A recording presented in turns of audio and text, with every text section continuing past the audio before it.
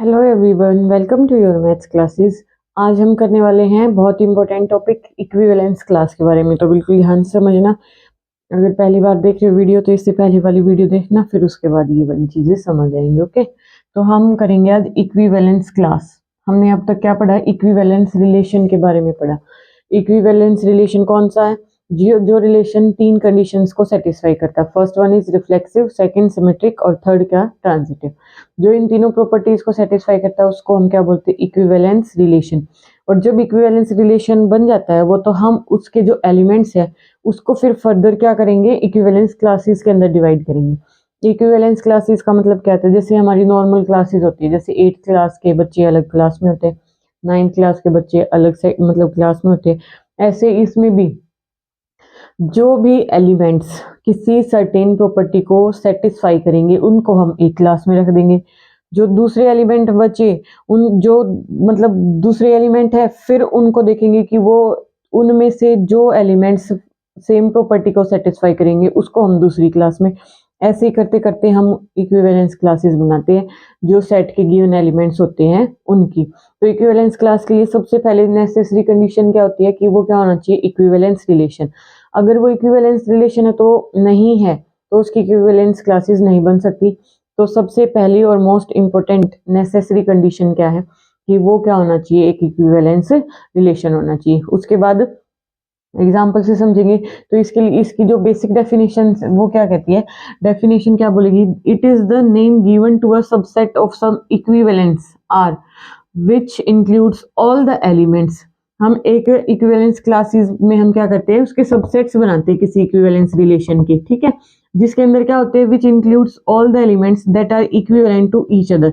मतलब जितने भी एलिमेंट किसी सर्टेन प्रॉपर्टी को एक जैसे सेटिस्फाई करेंगे, एक जैसी प्रॉपर्टी को सेटिस्फाई करने वाले एलिमेंट्स की एक इक्विवेलेंस क्लास, फिर दूसरी इक्विवेलेंस क्लास, उसमें एक इक्विवेलेंस क्लास में हम रखेंगे जो एक प्रॉपर्टी को सेटिस्फाई करते हैं, फिर दूसरी प्रॉपर्टी को सेटिस्फाई करते हो दूसरी क्लास के अंदर जाएंगे।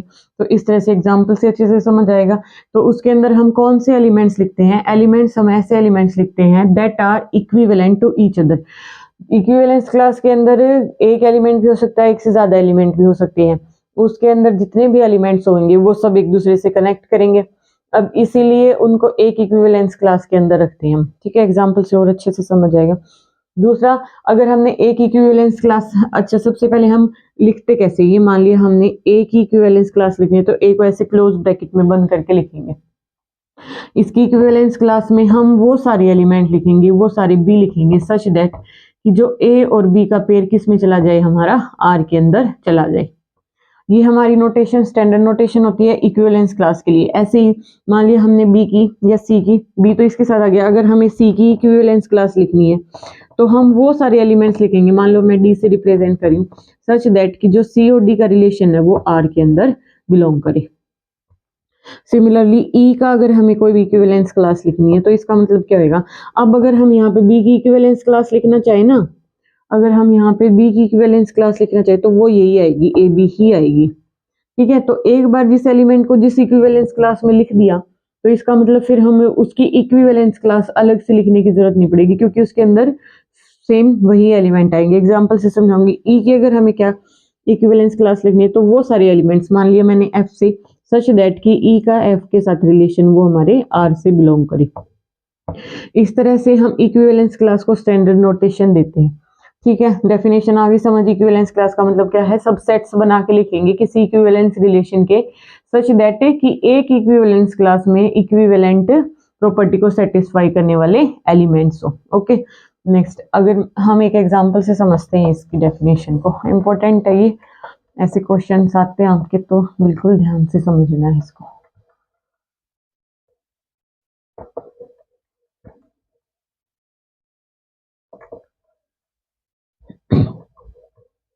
अब हम एक एग्जांपल से समझते हैं कि हमें इक्विवेलेंस क्लासेस लिखनी किसी रिलेशन में। हमें रिलेशन कैसे गिवन है कि हमें वो वाला रिलेशन गिवन है ए बी सच दैट कि जो ए प्लस बी है वो क्या है? हमारा इवन। ये एट रैंडम कोई भी एग्जांपल ले सकते हैं हम।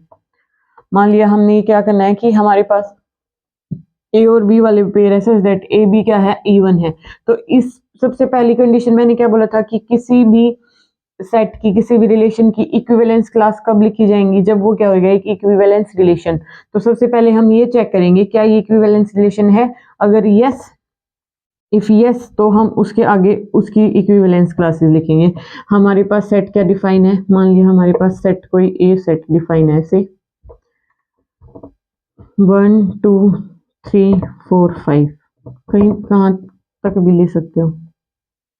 ओके, ठीक है। अब हमें रिलेशन कैसे डिफाइन होगा कि आर में वो सारे ए भी आएंगे such that a plus b क्या आ जाए, हमारे पास इवन आ जाए। ठीक है, तो हम सबसे पहली कंडीशन क्या है कि इसको चेक करना है कि ये इक्विवेलेंस रिलेशन बनेगा या नहीं बनेगा। तो इक्विवेलेंस रिलेशन के लिए हमारा पीछे वाला काम आएगा कि हमें क्या सबसे पहले क्या चेक करना है, रिफ्लेक्सिव है या नहीं है। रिफ्लेक्सिव के लिए हम क्या करते हैं, ए प्लस बी इज इवन, हमें ये कंडीशन गिवन है। या तो इसके एलिमेंट्स को उठा उठा के देख सकते हैं हम। जैसे रिफ्लेक्सिव में हमारे पास क्या आना चाहिए, ए का पेयर आना चाहिए। ठीक है, ए का मतलब क्या हो जाएगा, 1 1 का पेयर, 2 2 का पेयर, 3 3 का, 4 4 का एंड 5 5 का। दोनों तरीकों से कर सकते हैं हम इसको। अब ये वाला क्या, ये हमारा क्या, ये वाला जो पेयर है, ये वाली जो पेयर है हमारे आर के अंदर बिलोंग करेंगे। तो हमें चेक क्या करना है, कब जाएगा कोई भी सेट, कोई भी पेयर है ये ऑर्डर्ड पेयर, तो ये आर के अंदर कब जाएगा, जब वो इस कंडीशन को सेटिस्फाई करता है। कंडीशन क्या है कि ए प्लस बी हमारे पास क्या आना चाहिए, इवन आना चाहिए। तो 1 + 1 ए प्लस बी का मतलब 1 + 1 2 इवन है, यस चला जाएगा। 2 + 2 कितना होएगा, 4 इवन है, यस चला जाएगा। 3 + 3 कितना होएगा, 6, यस। 4 + 4 8, 5 + 5 10। ठीक है, तो ये सारे के सारे एलिमेंट हमारे आर के अंदर बिलोंग कर गए। तो इसका मतलब ये क्या बन गया हमारे पास, इक्विवेलेंट, ये रिफ्लेक्सिव। रिफ्लेक्सिव दूसरा तरीका क्या है, ए प्लस बी की जगह पे हमें क्या पुट करना होता है, ए पुट करना होता है, वो 2 टाइम्स ही आ जाएगा। तो अगर कोई भी चीज 2 टाइम्स के मल्टीपल में लिखी गई तो उसको हम क्या बोलते हैं, इवन। तो इसका मतलब ये कौन सा रिलेशन है, रिफ्लेक्सिव रिलेशन तो है। दूसरा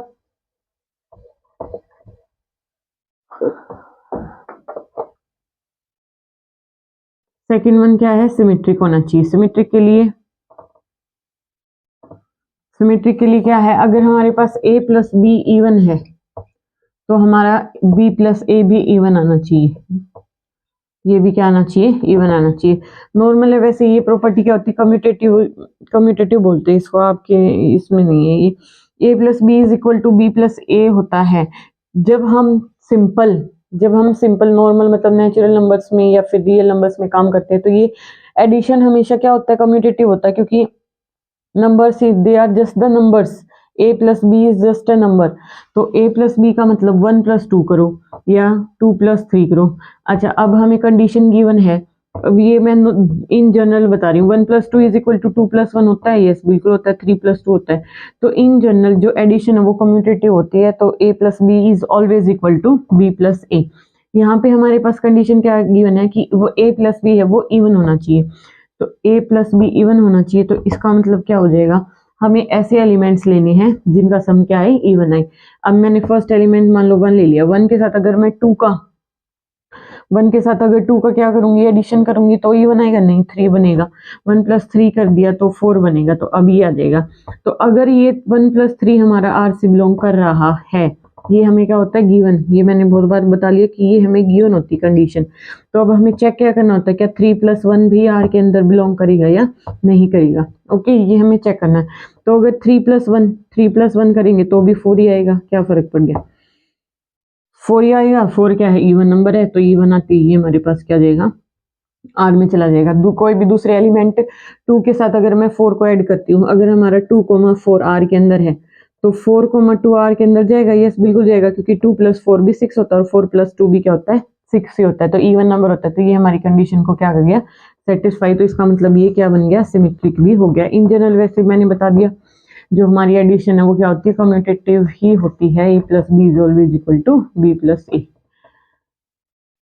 okay, next transitive. Third one is transitive. Transitive में क्या है, अगर हमारे पास a b गिवन है और b c गिवन है, ये दोनों हमारे पास क्या होती है, गिवन कंडीशन होती है कि इन दोनों का सम क्या है, इवन है। इन दोनों का सम क्या है, इवन। तो हमें चेक करना है क्या ए और सी भी इवन आएगा या नहीं आएगा। अब यहाँ पे देखो, अगर हमारे पास ए और बी हमारी कंडीशन को सेटिस्फाई कर रहे हैं, अगर दो कंडीशंस होती है, एक तो ए को हम या इवन ले सकते हैं या फिर ओड ले सकते हैं। ठीक है, यहाँ से स्टार्ट करते हैं। अगर हमने ए को क्या ले लिया, इवन, ए को हमने क्या ले लिया, इवन, मान लिया 2 ले लिया, तो 2 के अंदर मेरे को 4 ही ऐड करना पड़ेगा, तभी वो सम इवन बनेगा। और ये हमारा बिलोंग कर रहा है ए बी हमारा बिलोंग कर रहा है आर के अंदर, तो इसलिए इसका सम इवन बनाने के लिए मेरे को बी को क्या लेना पड़ेगा, बी को भी क्या लेना पड़ेगा, इवन। बी को भी क्या लेना पड़ेगा, इवन। 2 ले लो, 4 ले लो, 6 तो है ही नहीं हमारे सेट के अंदर, तभी जो ए कोमा बी का पेयर है वो आर के अंदर जाएगा। और ये अगर आर के अंदर जा रहा है, ये गिवन है, ये भी आर के अंदर जा रहा है, तो आर के अंदर जाने के लिए इसको कंडीशन को सेटिस्फाई कराना पड़ेगा। कंडीशन को सेटिस्फाई कराने के लिए ए को अगर मैंने इवन लिया तो बी का भी इवन होना मस्ट है, बी को इवन ही होना पड़ेगा, तभी ये 4 या 6 बन के हमारा ए बी आर के अंदर जाएगा। सेकेंड वन, अगर मैंने ए को क्या ले लिया, ओड ले लिया, ए को क्या ले लिया, ओड ले लिया, तो इसका मतलब क्या होगा, ए को ओड ले लिया यानी कि 1 ले लिया या 3 ले लिया या 5 ले लिया, कोई भी इनमें से एक। तो बी को मेरे को ऐसा नंबर लेना पड़ेगा। ठीक है, जैसे 1 के अंदर मैं 1 ऐड करूंगी, तभी 1 के अंदर 1, 3 या 5 को ही ऐड करूंगी तभी, क्योंकि अगर मैंने 1 के अंदर 2 ऐड कर दिया तो 1 + 2 3 हो जाएगा, which is not a even number. हमें ध्यान रखना है क्या, कि ये हमारी कंडीशन को फुलफिल करते हुए हैं। ठीक है, ये हमारे गिवन है कि ये वाले तो इसके अंदर जा ही रहे हैं, आर से बिलोंग कर रहे हैं। बिलोंग करने का मतलब क्या है कि ए प्लस बी है वो क्या होना चाहिए, इवन होना चाहिए। तो अगर मैं ए को ओड ले रही हूँ तो मेरे को बी को भी क्या लेना पड़ेगा, ओड लेना पड़ेगा। तो अब यहाँ से हमारे पास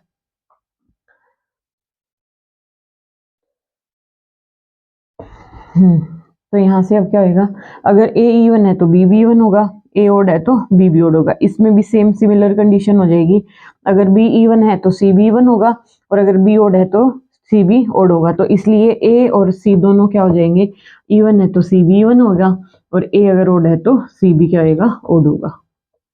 ओके, तो यहाँ से ये भी क्या हो जाएगा, हमारा ट्रांजिटिव भी हो जाएगा। तो इसका मतलब क्या हुआ कि हाँ, ये एक इक्विवेलेंस रिलेशन है। ये क्या है, इक्विवेलेंस रिलेशन है। अब अगर इक्विवेलेंस रिलेशन है तो हम इसको फर्दर किस में डिवाइड करेंगे, इसकी इक्विवेलेंस क्लासेस में। अब हमें करना क्या होता है, सबसे पहले हमें सबसे फर्स्ट एलिमेंट उठाना होता है और उसके ऊपर हमें अपनी गिवन कंडीशन अप्लाई करनी होती है। फर्स्ट एलिमेंट क्या है हमारा, वन की हम ऐसे लिखते हैं इक्विवेलेंस रिलेशन, मैंने बताया स्टैंडर्ड नोटेशन क्या है।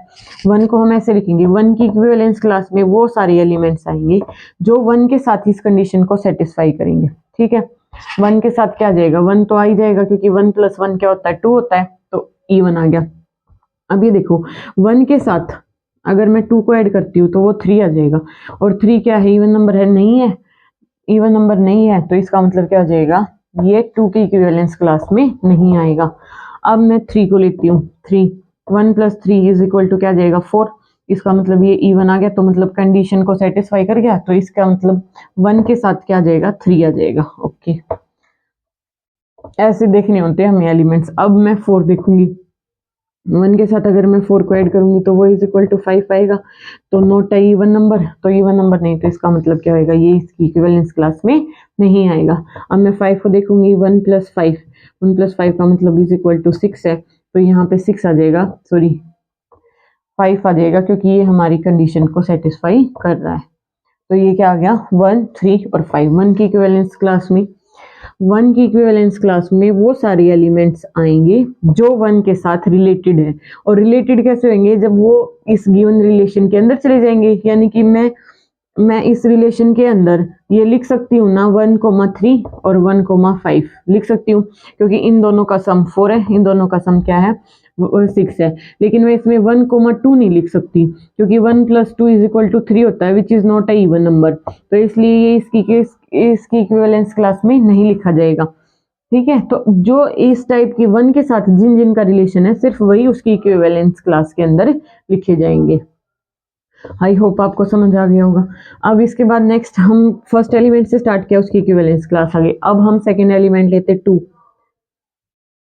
अब देखो, 2 के साथ में 1 अब यहाँ आ गया ना, तो अब ये आगे किसी की भी इक्विवेलेंस क्लास में नहीं आएगा, क्योंकि जब हम इक्विवेलेंस क्लास का यूनियन करते तो पूरा का पूरा सेट बनता है, और इनकी इंटरसेक्शन में क्या होता है, 0।